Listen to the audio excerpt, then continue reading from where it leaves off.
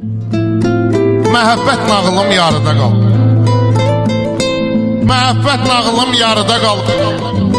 Başlamısan, bitirmirsən vəfasız. Gərək ürəyimi verməzdim sənə. Aparırsan, gətirmirsən vəfasız. Biraz da geciksən, görməzsən məni. Saata bax, yubanmırsan vəfasız. Sevən olmayacaq mən qədər səni. İnanırsan, inanmırsan vəfasız. Bəs sevgi yolunu bir gedəcəkdik.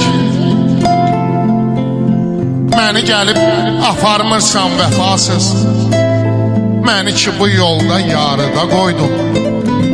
Sən sevməyi bacarmırsan vəfasız.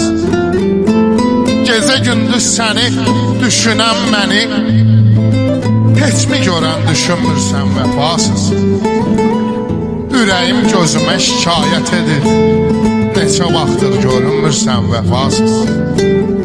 Bir dəfə xətrinə dəymişəm sən. Düz bir ildir barışmırsan vəfasız.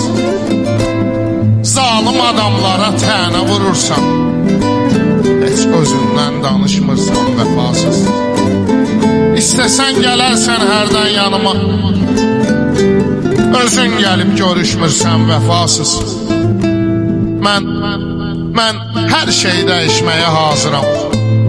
Sən fikrini dəyişmirsən vəfasız.